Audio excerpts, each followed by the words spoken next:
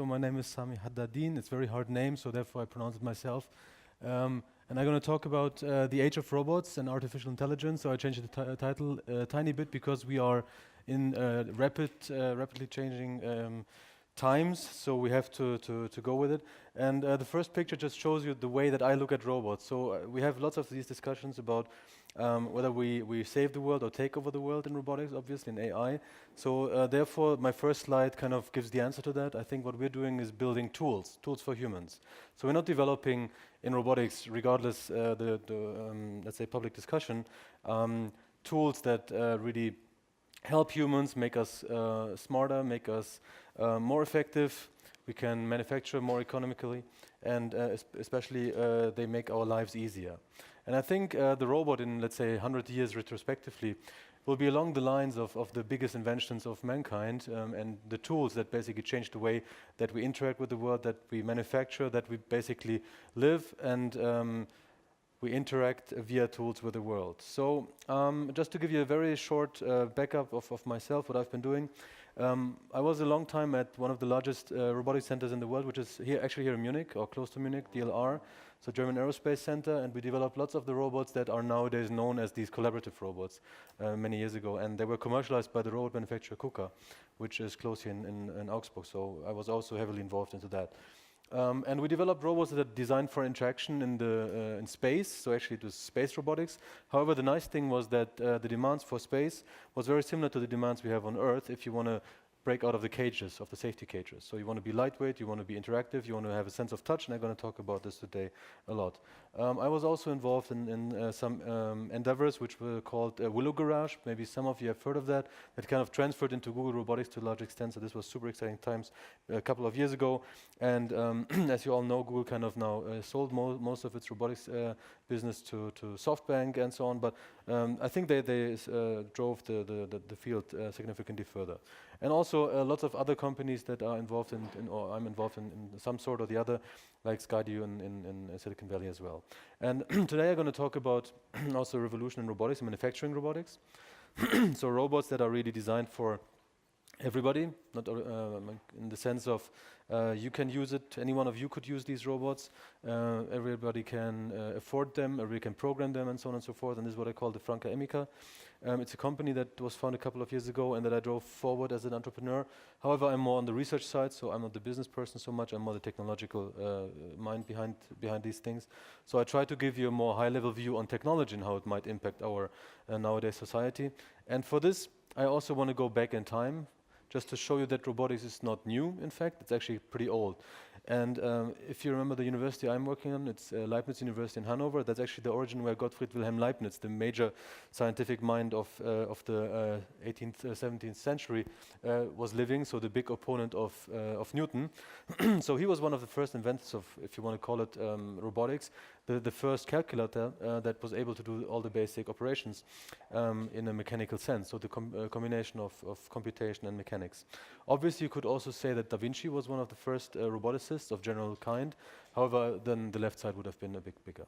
So then there was lots of interesting works of Pierre-Jacques Dreux, who was a watchmaker in Switzerland. They basically developed mechanical devices that were able to execute motions that are actually more sensitive, more accurate, and more agile, and in fact even dexterous than any industrial classical robot can do nowadays. They were able to draw and to play piano and do things like that in a purely mechanical sense. And then there's two of the major scientific minds of the last century, Norbert Wiener and John von Neumann. So John von Neumann is the guy who basically invented the way that the computer architectures are designed nowadays.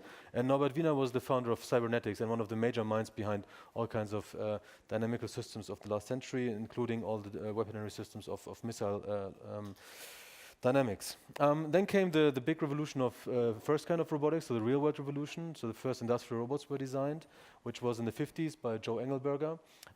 He was founding a company called Unimate, so basically the first industrial robot with 5 axes. And in parallel, Marvin Minsky and John McCarthy at MIT were introducing the term artificial intelligence, exactly in parallel.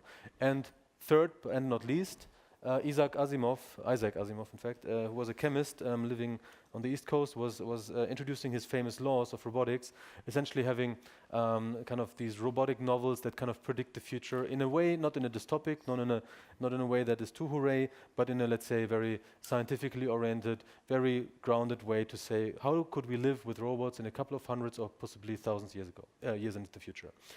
Then there was a huge technological revolution in the sense that the mechanical robotics ways was fused with the computation by Victor Scheinman at Stanford. He was a very famous Stanford professor who was designing the first universally programmable robot, which was the Puma 560, and which is till recently was still the standard robot that we use in research and teaching as the standard device that we teach to students who do robotics. And shortly thereafter, a couple of the big minds, Osama Khatib at Stanford, Gerd Hirzinger, who was the major driving force in Europe behind robotics, Neville Hogan at MIT, and Rodney Brooks, who some of you might know from the Roomba devices. He was the founder of iRobot. Were kind of turning upside down robotics in the 80s and 90s. And obviously with iRobot also in a commercial sense. And parallel to this, Christopher Langdon was introducing artificial life, which I think is quite interesting, that robotics in the long way obviously strives towards this kind of topic. So we basically ended up in the two major revolutions, just to wrap this up in the, let's say, realistic robotic sense. On the left side, the Unimate systems by George Devil and Joe Engelberg. I was mentioning them already. 5-axis, huge machines with 5 axes and just doing positioning of a couple of centimeters of repeatability. And on the right side, the Puma developments. This is a slightly smaller version that was already programmable in the sense that you can program motions in space via software, right? Which was before with mechanical devices being realized. Then we went to the big 80s and 90s revolution of industrial robotics, which most of you know, obviously. So humongously large devices, very heavy, very strong, very precise, and behind cages, right? So none of these devices, regardless from which manufacturer you would buy them, is able to interact with any of you. They are just able to crush you, essentially, right? And they don't even notice. Why? Because they have no sense of touch, right? So the humans have 5 senses, depending on which scientist you would ask. They have more or less, depends on how unified you want to look at it. But let's assume we have 5 senses. And the most important one is our sense of touch. It's not, in fact, the vision sense, it's the sense of touch. Why is that? It's a very crucial sense that enables us to interact, to sit on the chairs, to open the books, to interact with the world, to interact with humans, and just simply live. So it's the most important sense that basically was missing every industrial robot. Therefore, these robots were only able to basically know where they are by positioning sensing. So similar to humans, when we close our eyes, we lift our arm, we still know where we are. This is called proprioceptive sense of positioning. So we basically know where we are without looking at ourselves. So that's an internal sensor that is placed within our body. However, what is the most important sense is the tactile sense of touch, and this had tremendous implications, obviously. So let me just take a very small detour in order to kind of give you one of the major milestones of AI, because I was talking also about AI. I will try to argue that robotics and AI is really fusing in the current days, that we are moving towards intelligent machines. So therefore, I want to give you kind of an overview of what were the major steps in AI. At least for myself, I mean, you could argue there were many months before, but when I was still like 16, 17, there was one of my heroes when I was still much younger than today, Garry Kasparov, one of the greatest chess player of all time, was beaten by a machine, which was kind of very grounding for mankind, I would say, right? I mean, it was very, very kind of frustrating that with a few lines of code that any student can nowadays program in basic computer science AI courses, one of the smartest minds of our time was beaten. So this was actually showing that cognitive computation by means of number crunching is something that machines can do very well, much better than we humans can do, in fact. One of the other milestones that just recently happened, so now I'm doing a jump of more than 20 years, is obviously developments of IBM and Deepmind, which is now Google Deepmind, a company that is located in London, I think. And they basically were able, with a combination of, so not just standard combinatorics or brute force attacks like with IBM Watson, but with kind of fusing of AI and machine learning, to develop a machine, Watson, that was able to outsmart the best Jeopardy champions, which was kind of another big disruption in AI, and showing that even these kind of fuzzy questions and very complex questions can be challenged, can be dealt with from a technological standpoint. And then Deepmind was able to beat the grandmaster in Go, this very famous checkerboard game, which is much more complex from a combinatorial point of view as chess. And I think that the master didn't even stand a chance in the end, which was another big shock in a sense. However, all of these things were purely cognitive abstractions. And what is also interesting is that, I hope you can hear this. Unfortunately, no one can hear it. The Blue Lagoon is a 1980 American romance and adventure film. Okay, just to restart this. So what you will hear now is speech synthesis with deep learning techniques. So all of you have heard about deep learning, I guess, right? It's going all over the media. And the second part is called concatenative technology. The last one is basically a network that was designed by Deepmind, which is called WaveNet. And I really hope you can hear it. The second one is a very kind of rhythmic and very technical way of speaking. So the speech synthesis is very technical. And the last one seems to be supernatural. So just hear. Aspects of the Sublime in English Poetry and Painting, 1770 to 1850. The Blue Lagoon is a 1980 American romance and adventure film directed by Randall Kleiser. Aspects of the Sublime in English Poetry and Painting, 1770 to 1850.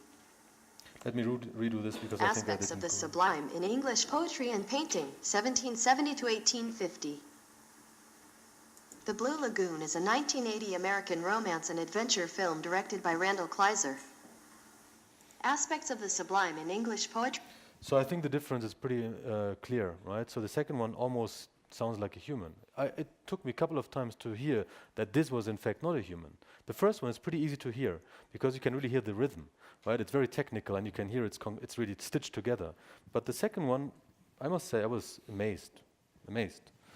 And however, this was still pure data analytics, right, in a way. There was no interaction with the real world. And this is kind of where the big difference between robotics and machine learning comes into account, that machines that interact with the world, especially with the sense of touch, are much, much, much more complex. Okay? And this is, I think, where robotics is having a big challenge in order to go into this direction. However, just to give you some other milestones in robotics that I think many of you have seen, Boston Dynamics from, so Mark Rabert from previous MIT professor is the mastermind behind that, and also the work from originally coming from Tokyo University, two of the major milestones in bipedal walking, released I think last year, and showing that bipedal walking is in fact now going into the wild. From, let's say, a robustness standpoint and energy standpoint, we are still far away from what the human could do, or in general biological systems could do. However, it really shows that on a research level, we have advanced tremendously over the last 20 and 30 years. Let's come back to the automation question, right? So, I was saying that industrial robots have no sense of touch. They cannot interact with the world. And this has tremendous impacts on how we do manufacturing nowadays. If you want to do manufacturing that needs a sense of touch, like on the left side, then obviously this is something, if you want to do it on large scale, because we cannot automate it, I mean previously we couldn't automate it, because we have only machines with no sense of touch, the right side is the direct consequence, right? So we had to do manufacturing, for example, in Far East and so on. So especially if we look at Germany and Europe or even the US, this kind of systems cannot be automated, therefore we cannot do them in an economic sense, right? If we do it with heavy labor-intensive work, then we basically didn't stand a chance in a way, especially small and medium enterprises were not able to compete with the pricing in the Far East. And obviously, if we look at the ethical implications of that and with the growing demand, then obviously what we are kind of foreseeing is that the worldwide growing consumption obviously needs more cheap labor if we cannot automate it. I think that's pretty clear. It's a very direct relation that we see here. And I think it's kind of interesting that the way that automation is taking place at the moment kind of goes exactly into that direction, and that we try to work on machines that together with humans can again team up and create new ways of interaction, new ways of future of works.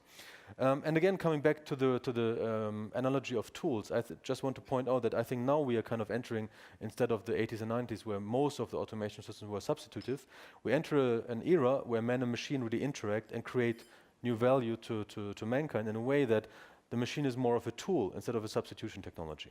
So again, humans kind of, I think on a very broad scale, we try to basically use technology, develop technology to make our world easier and more livable. And I think this is really what we have been trying to do, and Edwin was kind of noting the Franca Emica system. This is exactly what it is all about, and what the robots that I developed together with my teams is all about. It's about robots that can interact with the world, that are super safe for humans to use, and they are really smart devices, tools that any one of you could use, essentially. And the important thing is that any one of you can actually program these devices. So everybody could become a robot programmer. So what is this machine? It's really a robot that is designed for interaction. It's safe by means of, so it's fenceless. You can just take it by the hand. It has a sense of touch. It is a connected system, so you can basically deploy solutions over thousands of systems if you want. It's really connected, Industry 4.0 if you want to call it this way. And maybe most important is also learning enabled, right? So you can teach it, very, very simple teaching by showing positions and so on, so what we call teaching by demonstration. But we're also working, and I will show you some first results on how the system is really able to solve tasks in the real world, manufacturing, assembly tasks, which till recently couldn't even be automated in an automatic way, via machine learning, obviously. So this just shows you some of its basic capabilities. So these kind of new systems, and these are commercial products. It's not research, right? I'm actually talking about commercial products here, which is, I think, kind of interesting that we can now automate, or we can actually bring these systems to market. Showing then on the upper left side, the dexterity of the system. Very agile, very interactive. It's actually 17 kilogram system that you just move around as it was weighing nothing. It's just giving in like a small child. On the upper right, you can see how the system is equipped with a nail. It's blind. It doesn't know there's coming this balloon. It's not an enforced or a strengthened balloon. It's really just a standard balloon we just took from the store. And it actually detects the contact and reacts to it so quickly that the balloon is not hurt. What do you call this? Popped, not popping. Thanks a lot. On the lower left, you actually see how the system kind of does not want to hurt the environment, right? It prevents the human from hurting your poor laptop if it didn't work anymore. And here, this is kind of the analogy. I mean, you're having yesterday night, maybe some of you were a bit longer at the Paulana and had 1 or 2 drinks, and then you have to go. Unfortunately, we have cards, but at home we have still keys, right? And maybe in the in the floor it's a little bit dark, and then you have to basically wiggle in your way, right? You don't see exactly how to push in the key, and this is exactly the key to successful assembly, because assembly is all about basically using the environment in a way like humans do it, right? We are not super precise, but why can we do assembly? Because we are compliant. It's because our compliance, so a totally different paradigm than standard automation, which is supposed to be extremely rigid, really can be used. Right? So the compliance in our system is something that makes us extremely capable to actually make parts that are, from the, let's say, precision point of view, far beyond the absolute repetitive precision we can actually move. We just use our internal compliance and force sensing capabilities to make these parts in a way that we put a key into the hole. And then the next question is obviously, how do we program these systems? So another thing that we developed is a new programming language that makes it possible. Within just a couple of drag and drops, we actually program the classical pick and place, just to give you an example, via, I think this took like 3-4, let's say 5 seconds, from an app store where we basically have modular system programs which are composable, which can be used by anyone. They can be programmed by any one of you, I guess, and really can be put together into timelines that then do much more complex processes than just pick and place. Just to give you some examples, actually doing things that are, as of today, still done manually in Far East. At least this is the way that we do look at in Europe and Germany. And we could now automate them. Obviously, humans automating these systems, doing very fine manipulation, electronics manufacturing tasks. I mean, the lower right one is, I think, quite obvious what this means. This is things that usually hundreds and thousands of people have to do in order to test your smartphone so that they actually have a certain quality. On the upper right, you see electronics manufacturing, lower left one, electronics testing, and upper left one, basically assembling parts of the own computation system of the robot, right? So these are all things that that require a sense of touch and that could not be automated before. And this is just a very recent technological breakthrough. Okay, then just to also support the claim that it's a very easy to teach system, I just want to give you an example. Puki is a company that does bicycles for children, and they've got a workshop for the disabled. So disabled workshop where the people are basically engaged to do certain tasks, and they are now programming these systems. They are able to use these systems and program actually a robot that was before an expert device with only very few people having access to it, and actually using them to do work that is in a way of much more higher quality than yesterday, right? So now we have, I think, 20 of these systems deployed in exactly this workshop, which is again in Germany. The other thing we heard about the self-assembly and robots building robots. So because this is the first robot that's actually designed for mass markets, so it's not like the classical industrial robots with hundreds and thousands of devices to be built, but we actually really want to go into the high scaling. Therefore, we put lots of effort into making the system being manufacturable by these kind of robots in a way that can be again done or being done economically in Germany. So the idea was essentially to combine humans and robots in a sense that the humans have to program the system to do these assembly tasks. And on the left side, we see how two robots, this was a very early version of that, assemble parts of the robot. And on the right side, we actually see how the computer system of the robot is being assembled. So obviously, these are steps that usually would have been done. You could never do them economically in Germany, but because we designed a system that is being done for the masses, we could now assemble these systems in Germany in an old factory, which was left by Nokia and Siemens a couple of years ago. And this is now a system that the idea is essentially that within 1 year, it's supposed to be the most selling robot worldwide. And the idea behind it is, again, using robots as a tool and combining human and robotic workforces to actually be economical in Germany again, which basically was lost for us. How can we compare it to larger trends over the last years? And I think there's one trend, which is the computer and software developments, and I think this is now exactly happening in robotics.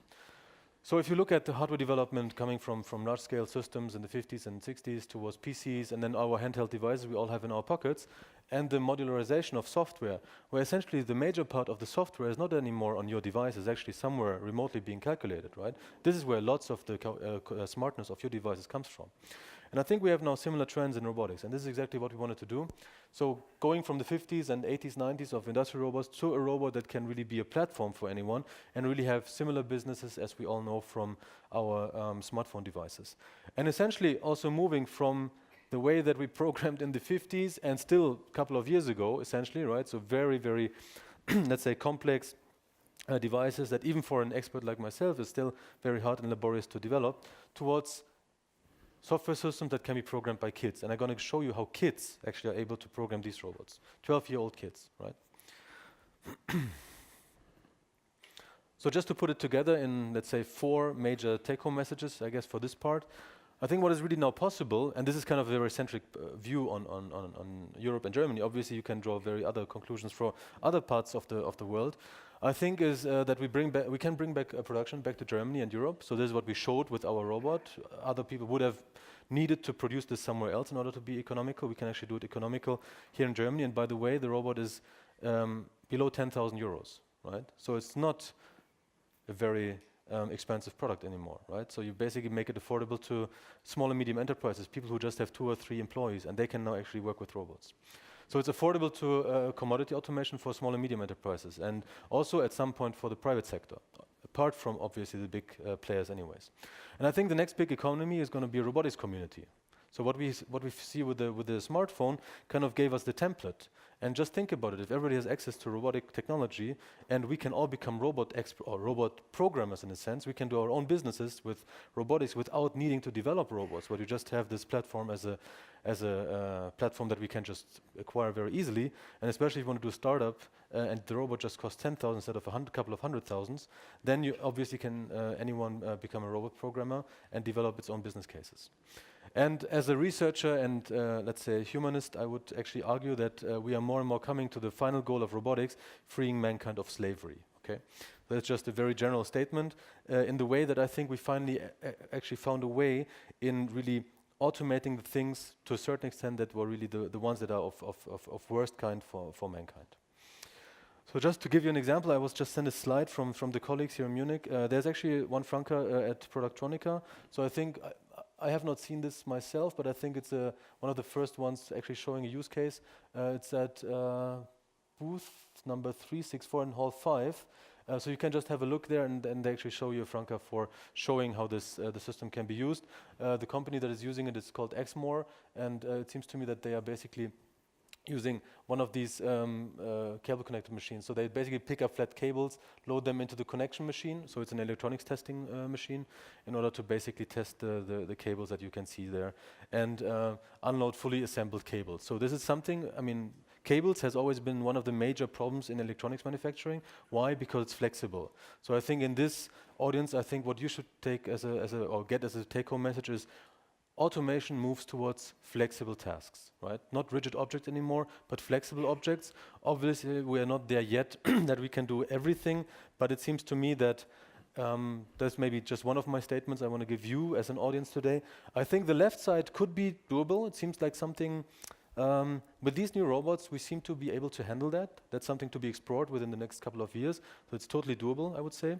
The right side, I just want to show you that this has been 2012, colleague of mine at Berkeley, who was also the guy at Elon Musk OpenAI.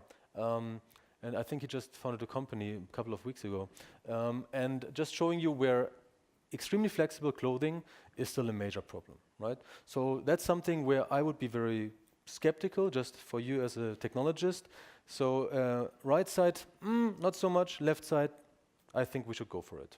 That's kind of just something you could take home for today. And maybe I'll just show you the right side, that you see how much time this took back then. 2-arm system, lots of planning, lots of AI, and just in this particular setting where we have green tables. So that's like a total lab setup, and we have not advanced so much further there. I think it takes a couple of more years of research, and then we can actually go into this direction. Obviously, you can build special purpose machines, right, that can solve these issues. But if you come from a very generic standpoint as a roboticist, then this is still a very open problem to some extent. Okay. All right. Now I just want to take you on a detour back to history, just to show you that what I just showed you is nothing new, in fact, right? Despite I would love to tell you everything was invented by my colleagues and myself, but I think it's very important to give credit to the, let's say, to my inspirators, to my mentors, to many people who have really driven the robotics revolution forward, and that were able to really give people like me, the next generation of roboticists, the possibility to speak to you today and actually hand over the technology we're developing today to our children, right? To really democratize robotics to a certain extent. And just to give you an example, I mean, I'm always saying that industrial robotics was kind of an accident. So in the 80s, we actually wanted to develop robots that can feel, that can interact. This is the 80s. This is where industrial robotics has not been everywhere yet. The problem was it was super expensive. We didn't really manage to do it in a way that could be commercialized. And it was not really working from a computational standpoint. So we didn't have computing power. However, the masterminds behind that were really pushing for this 30, 40 years and really bringing us to the state that we are today, saying that basically robots have to interact, have to be equipped with what we call a proprioceptive sense of touch, and really being able to interact with the world. And what is the technology behind this? And these are three of my colleagues, including Hilzinger, Alina Buschefa, and Christian Ott, who are located here in Munich at DLR. And Hilzinger being the emeritus of our institute back then. And what we did back then was essentially to copy the way, copying in a non-copying way, right? It's being inspired by the human, by the way how we perceive interaction of large forces. So if each one of you basically takes his hand and stretches, right, like when you throw a basketball or things like that, you can really feel the force sensing in your forearm, right? So you have force sensors sitting in your forearm, in your tendons, that essentially tell you exactly, like the way that we don't have to look at our arm if we and still know where it is, the way, how much force do I need to basically cover my weight, cover the dynamics, and the large-scale contact forces that we interact with the world, right? So for example, if I pull and push here, it's what I feel internally in my body. So the major interaction with the world, not so much the fine interaction, takes place with this, what we call the Golgi tendon organ, which sits really in the tendons of all your bodies. And this is what we basically brought into the technological system. So the first lightweight robots we developed back then at DLR were fully equipped with these joint torque sensors that basically are able to feel forces and torques in the body in a very, very accurate way. plus what we call dynamics models and model-based control. Basically, just to put it very, very high level, it's your central nervous system, so your spine, okay? So we basically took inspiration from the way that the motor control of the human is being done, and putting this together, we were able, that's more than 10 years ago, 15 almost, having robots that were then able to, similar to the ones you saw before, being taken by the hand and being thrown back and forth. And originally this was what we called gravity compensation. Why? Because it's a German aerospace agency, and these were systems being designed for space, right? So we wanted to simulate essentially what is going on there on robot control side if we go to space. If we go down to Earth, then basically this means take a robot child by the hand and show him what to do, right? That's kind of the analogy of that. Another thing that we developed was what is called impedance control. Basically means co-contraction of your muscles and relaxation. Okay, so we could basically stiffen, change the damping, so it's kind of the active damping control in multiple dimensions that basically could then be transferred to robotic devices. Another thing is closing your eyes and following a curvature without knowing what the curvature looks like. Right? That's something that humans, for us, it's no problem at all. We are basically born with this ability. However, robots were not able to follow curvatures that they don't know of. Right? It was, and especially not apply contact forces. So if you think about your, let's say, shoemaking example, I have no idea about it. Right? It's like in my very naive mind, I think you just put two things together. You put glue, you push them, and then you push with a force. That's how I would look at it.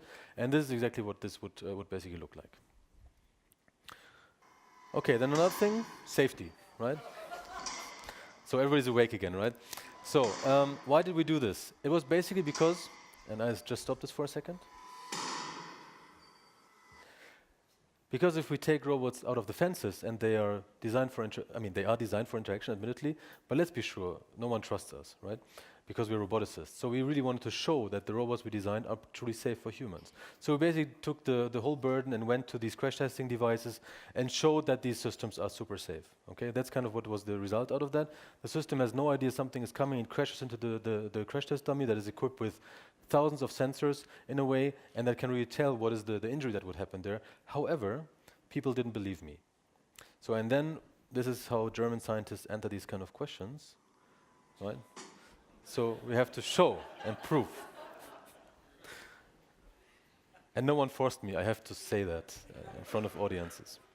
Okay, so that basically initiated this whole way of collaborative robotics, and that is nowadays becoming almost a commodity. And I think we actually jumped now with this Franco-Amica system even further. The idea was back then just to show that the way that humans have reflexes and they can detect and react to contacts very quickly. I just show this on the left side, it's very dynamic collision. On the right side, it's actually with a real knife, just showing that the system in fact is able to detect and react to a collision even at maximum speed. You see the next one, without hurting my evil twin brother.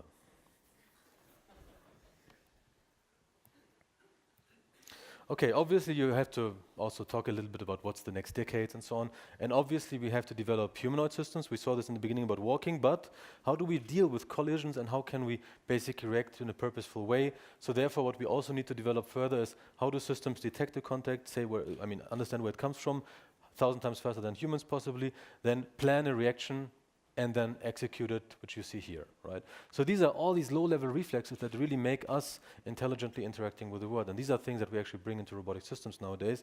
And I think this really shows that the more we understand of humans, the more we understand robotics and vice versa. So actually robotics is a science of understanding humans much better, which is quite interesting to us as researchers. Another thing is obviously the learning capabilities of these systems. Very important is that these systems are able, even without seeing, they just feel here, understand that this was a contact with the hand. And Saskia, who is one of my most brilliant programmers, is able to make the system learn the difference between hitting the body, which is possibly dangerous, and understanding a contact with the hand without a tactile skin. So it's just internal sensing and some machine learning. And you can see really from the screen the interpretation. The reaction is still the same, but the interpretation is different, right? So the next question is obviously, what do you do if there's a different kind of or type of collision?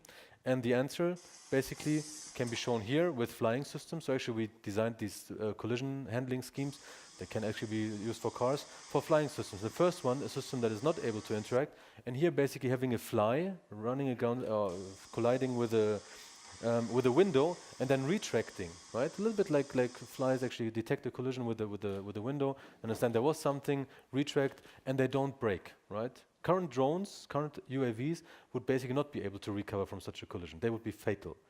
So if you basically have drones, for example, running behind sports people, right? So this is something that sports people always tell me. They want to have a drone behind them that chases them. Sounds a bit weird to me, but seems to be a very good use case. I'm not really sure about it, but you know better.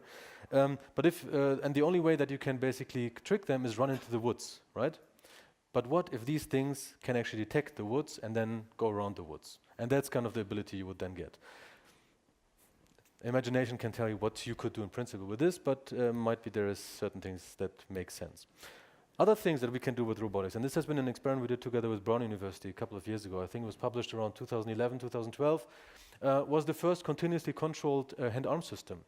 In fact, this lady is a tetraplegic, or has been back then tetraplegic for I think 20, 25 years, and she's equipped with a sensory array that is put into her motor cortex, which is the part of the brain roughly that is responsible for controlling your movement, your voluntary movement. And what you can see there is basically a direct feed through from 8 neurons in this particular experiment, only 8 neurons that then move a hand-arm system that has 19 joints. So 8 neurons to 19 joints is a huge gap.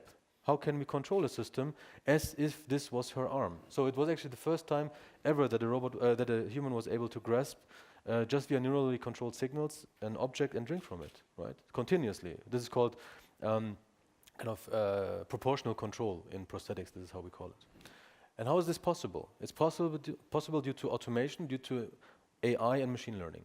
It's possible because the system takes the 8 spiking signals of the neurons and enriches them in a way that makes sense as a hand-arm system in a certain context. The system knows she wants to grasp an object, and because the system knows she wants to grasp an object due to, for example, cameras or whatever, it's able to control the whatever kind of part of the space that is not directly controlled in a way that supports her and does not try to drive her away from the system. So, for example, if the glass cannot be grasped firmly, it kind of tries to regrasp, right? And this kind of makes the system very, very easy to use. And I think this was a kind of interesting way of seeing where robotics and assistance systems can go to. Now let's come to the learning of issues, right? So how can we make these systems learning enabled? I just showed you very bits and pieces, but I think what is much more interesting is not on such a low level, but actually what happens if we want to acquire new skills. So if the system wants to acquire new skills that has not been programmed before. So similar like children, I mean, I'm having exactly the right 3 children that are away apart from each other by 2 and 3 years, so I can really copy them now every day and get inspiration from them. And the nice thing is that if you look at how children do it and how they learn motor skills, it's very different from this Amazon, Facebook, and Google learning. Totally different. It's not just there's a bunch of data and then we learn a relation. There's structure. That's the most important part. So there is structure in the way that humans learn, and why is that? Because what we have to learn is so much more complex than just a bunch of millions, or even billions of pictures. It's the way to interact with the world that we cannot even describe with a formula. So it's a much, much, much more complex system. And just think about why this is much more complex. I know this is a bit of a weird example, but if you think that every amoeba is a single cell, right? A single cell is able, amoeba, okay. It's the first time I have to say this because I just came up with this last week, so it's the first time I say this in English. Amoeba is able to navigate. So autonomous driving basically means an amoeba, but if you want to interact with the world and manipulate the world with tools, that means primates. Okay, I think this just shows the evolutionary, I mean, you cannot even call it a step, right? Time travel between navigation and manipulation and interaction. Just to give you a very rough idea, and I think this kind of tells us why the structure of learning is so important, right? As soon as evolution found the way that structure of learning is solved, it was actually quite a short amount of time that evolution took us to make more capable and interactive. And just to show you what you do if you just do a brute force attack, so this is OpenAI a couple of weeks ago releasing how a robot learns in simulation, weeks, and I don't even know how much time it took them, to basically bring the object to the red dot. That's what classical machine learning, as it is now being proposed everywhere, is able to do, with huge computational resources, with lots of time, and with millions of examples. However, if you do this in a, let's say, structured way, this seems to be a much more kind of overkill. And even Geoffrey Hinton, who's the main driving factor behind this big deep learning revolution that has been taking place over the last years, just a couple of weeks announced this statement. And I think that's kind of remarkable, right? So he basically said, we need to think over. AI has to restart again. Okay, that's kind of the general statement of Geoffrey Hinton, and he released something that he thought would be another network that is working. I just want to show you how we actually solve this issue in a way that I think seems quite interesting. So on the left side, you see a robot that is now supposed, without any programming, supposed to insert the key into the hole, which we saw before. It actually takes a programmer a couple of days to really program this until it works in a way that then anyone can do it. So similar to a child, the system is now trying to learn, and we actually took a robot learning algorithm that tries to mimic in a certain way humans, how we learn. However, this can be difficult, right? So, I mean, you have no knowledge, and the first thing, so you're basically a baby, a newborn, and the first thing you have to learn is basically inserting a key into a hole. Seems kind of hard, right? Everybody would agree. So what we do now is, Franka, the left robot, says, okay, boys, I really have no idea. Somehow it seems to be hard to do this. So it basically asks the robot cloud, and in this particular example, we just have one robot in the robot cloud. There's someone who has a simpler task, but somewhat similar. And could you kind of share your knowledge with me? And what we see now is basically a robot that does an industrial equivalent of what we see on the right side with 1/10 of a millimeter accuracy, so industrial accuracy. And the robot is not being programmed, it's just learning automatically, right? Trying from failure and success. And obviously there's some structure in the learning problem. So there's not nothing, there is a kind of similar to humans, right? We're not born with nothing. We're actually born with lots of templates, information, and we kind of don't understand how this really works yet. So if we now just have this kind of information readily available, then there's a big question. Can I share this, and does it help me? Right? That's the big question. So now Emil is ready, so he says, okay, look, I actually learned it. I'm blind. By the way, these robots are still blind. They have no sense of vision, right? They just know roughly where the thing is, and then insert it and try it. Okay, works. Done. And it's actually optimal. You can actually show, according to whatever the specification was, I have to do it in, let's say, 2 seconds, I have to be below these contact forces, and so on and so forth. Done. Without any programming. So now Franka can basically try and see, okay, can I use it? Before, the robot was not able to insert the key. First time, done. So without any programming. And what you see also is we initially put almost 1 centimeter of error in positioning. And this learning of motor controls of humans is able to basically solve this issue. Obviously now the robot is again trying to improve, and then something can fail, but as soon as everything kind of converged again, like with children, then the robot is able to do it. Okay, and then next question. This is still something that's kind of artificial, right? I mean, the hole is still placed, very fixed, right? So let's go to a real-world example with the same knowledge that we just learned. And this is without cutting. It's really, so there's not weeks and months of learning, directly working with a different key, with a different hole. So that's true basic learning, transfer, and generalization. That's actually what AI has been dreaming of many, many decades. And this has been the first time that in motor control, manipulation, this has been done for robotics. I'm not sure, how much time do I still have? 15 to 20 minutes. Awesome. Okay, how does this work? And what has to be learned before? So this was actually, let's say, from 2 years old. So tomorrow we're going to have a paper at Humanoids showing that basically the learning of your own dynamics is crucial to doing that. What does this mean? Basically it means infants are doing spontaneous movements, right? And what does it mean? They basically explore their own body. And then after a couple of years, there's a 2-year-old boy, they're able to hold themselves, right? They understand their own body. So it's like you understand your own body after 1-2 years, right? I mean, the first month you cannot even hold your own head, right? So these things have to be learned. And then there's 2 ways of copying this. Pure engineering means all the engineers come together, we model the hell out of it, we look really exactly how's the system behavior, and then if we do this, it works perfectly. There is nothing we can do better for this system under these circumstances. However, that's only working for that system and it's not learning enabled, right? So that's the classical engineering point of view. And then the second one is, let's go for the deep learning, machine learning, ANN way. So we just do input, output, end-to-end learning, right? We just have data and we learn whatever goes in between. So in principle, that's a nice idea. Unfortunately, there's some basic math that is kind of being forgotten there. And this actually doesn't work for robotics. Robots are just too complex. Anything that moves is too complex for these kind of things. So you cannot learn motor controls because the state space, so basically the fundamental math, the physics is so complex that classical machine learning cannot abstract that. So there is actually a need for really doing this in a way that is learning enabled and leverages maybe physics. What do you think about that? So if we say, well, if there's a system that doesn't know exactly how the system looks like, right? We don't have a huge formula that is as big as Munich if we write it down. But what happens if a system is there that just knows basic first order principles? Like Newton's law, right? All of you should, I guess all of you still know Newton's law from 8th or 9th grade, right? F equals ma. So what happens if a system just knows basic physics laws and then combines this with data? And this is basically what we did. So a system that hypothesizes about basic first order principles and tries to find the right combination with the data to get the right invariance there. So basically looking at Newton's law and Euler's law, which are the two major laws in basic mechanics. And if we do that, the result is again, like with perfect engineering, exactly the same result. So learning and modeling together in a way that makes sense actually solve the problem of dynamics learning, which can be applied to any kind of complex system. So how does this work? It's again very similar to humans do. So now this was just the result. So how is the idea? The idea is basically that this FOPNet, how we call it, so first order principal networks, basically says, okay, I know what I know I'm in physics, I'm in mechanics, so therefore I just have these two laws, which are Newton and Euler, and I want to learn my geometry, so how long is my limbs and so on and so forth, where are they, where's the joints, and then I basically explore myself, similar to the baby on the left side, right? So moving around and trying to find your own dynamics. How does this work?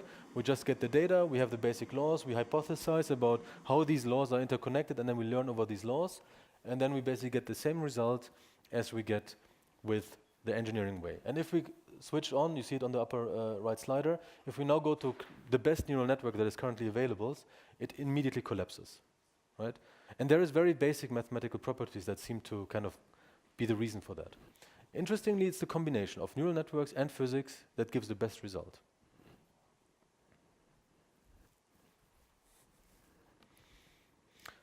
So just to give you an outreach of where these things can go, think about hundreds and thousands of robots that basically are connected with each other and that are learning enabled. And obviously, what is kind of clear is, I mean, if you have a factory plant with 1,000 robots or 10,000 robots, then it doesn't make any sense, at least that would be my argument, to try to train 10,000 people to program robots, right? It makes still sense to train maybe 50 people and then let the robots learn, right? So the initial start can be trained or programmed, and then they have to basically automatically learn whatever is going on there, right? So this kind of goes into the way of collective learning, which is a very recent development, not yet industry ready, right? So it's just basic research, and we still are working on these things. But I think it just shows how these robots that are able to interact safely, able to learn basic motor functionalities. Now the next question is obviously how can we connect it in a collective way that we can really make them a tool that learns instead of having, let's say, 1,000 robots learning 1,000 tasks. We could have 10 robots collectively learning 1,000 tasks, maybe faster than the 1,000 robots originally. That's scalings that are frightening on one side, but actually we're just talking about basic manipulation skills. Okay, so let's go to the future, so the farther future. I think where we're now kind of going to is actually service robotics. So we now have the body enabled that is able to interact with the world, that is able to safely interact with humans. And now we can actually kind of get a glimpse on where can we use service robotics. And obviously we have to be very clear on what makes sense, what do we want as a society, and how can we actually use service robotics, and where do they make sense. And we basically put together a vision how we want to use robots, especially to, I mean, I heard that in China people are worrying a lot about these things as well. So robots that basically prolong the way or the time we can spend at home autonomously as humans, instead of going to nursing homes too early, right? Because there's, let's say, everyday tasks are being complex. And interestingly, this is work we have been doing together. We call this geriatronics, so mechatronics, robotics, and AI for geriatrics. To basically show that many of these tasks we can actually already do nowadays, right? It's maybe a couple of years ago it would have been very complex, but today it's possible. And obviously these tasks come really from elderly people telling us what is it they want in order to stay home, right? What is the daily life that kind of gets hard and that is not perfect anymore? What is it that actually makes it hard to interact with the world? At the same time, robots can be a communication enabler, right? They can be avatars. Basically, I mean, I imagine this with my best friend. So I told you I used to play chess a little bit, and maybe when I'm 80, 90, I want to play with my big buddies chess again, but we are too old and we cannot walk around anymore. So this is kind of a different solution to the mobility problem, right? So the robot as an avatar basically being a communication device, or the grandchild visiting the grandfather, right? And the interesting thing is, it's kind of the communication of the future, and it's not only hearing and seeing, but it's touching. You can actually shake hands when you go via the avatar. You can feel what is going on the other side of the world via this avatar, and basically hug your relatives when you come for a visit. So that's a very tremendous, I think, effect that we would get there. And obviously, one of the major enablers that we will get to is telemedical applications. Think about emergency situations. The person in this example having, we will see later on, is a myocardial infarct. So basically the robot being the emergency alerts and communicating with the doctor who's remotely located, especially, I'm not sure how is it in the rest of the world, but in Germany we have the problem that lots of the specialists are not on the countryside, right? So they are very, very dense at rural areas, but not so much on in city areas, but not so much remotely located.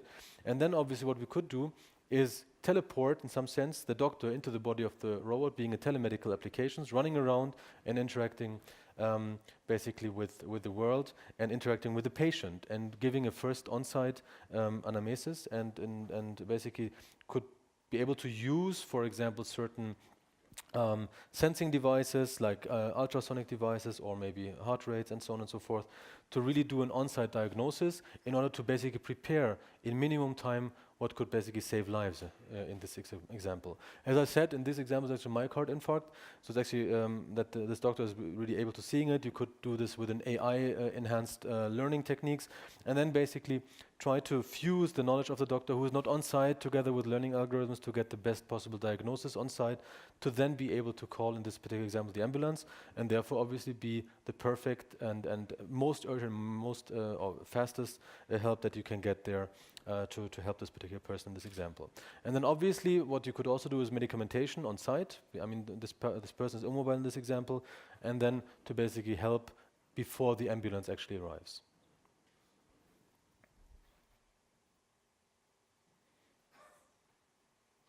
Unfortunately, that's in German. I'm very sorry for that, but it's a German project we want to drive further in Garmisch-Partenkirchen, which is quite close to here, and it's actually the part of Germany where the what do you call this? The demographic pyramid is really the, let's say, most urgent one in Germany, right? And this is actually where we want to install these systems and develop them on site, and actually have this as a real use case being developed. So robotics in the real world being deployed in pilot flats. Okay, then maybe the last part I want to say, because I heard I've got 5 minutes about left, and this takes maybe 2 or 3, is how can we actually develop the robonatives of the future, right? So it's not enough if a couple of my colleagues and myself are the ones who develop these systems. We actually have to train our, let's say, students and pupils to use these systems. And what you see here is something that, let's say, 5 years ago in research, it would have taken us almost a year, 3 or 4 researchers to solve this issue. This was 4 students in 4.5 days having no idea about robotics, programming apps, not just using apps, to solve this, and really with a realistic use case, right? So it actually shows that robotics is becoming commodity. And students in my courses are able, within a couple of days, they just get a robot, a 3D printer, they get a 3D sensing device, and their own freedom, saying, okay, do whatever you like, what is it you want to solve, and this is what they can do in a couple of days. Okay, so as I said, a couple of years ago, almost a year with experts and researchers. And to go even further, this is now kids programming robots. So this is actually 10 to 12-year-old kids that are able to program industrial robots and tasks that could not be automated a couple of months ago. So this is actually what we call, it's in Hannover, at the where my lab is currently located. So this is basically students having programmed a robot that is able to give you water. This was kind of a game. Here they basically do a button machine, right? And these are all tasks that require mechanical interaction with the world. They require manipulation. And actually the kids are so fast in learning and adopting. Within 1 hour, they know what is a robot. Within 2 hours, they know how to program it. Within 3, they have their first applications running. So this is how fast this actually can be evolved. And this is something you really want to roll out, not only in Lower Saxony, but actually nationwide. And actually, we're looking for support, obviously, to really make this a big kind of Robo-Natives initiative, where we really try to train as many as possible of the younglings, in some sense, to become roboticists of the future and shape whatever I can just glimpse, but to really take this to markets, to create the companies of the future, and really to grow up like I did with the PC with robots. So that's really my mission there. And just to show you how wonderful this is, I just like this video very much and leave it uncommented, because it just shows how beautiful this can become.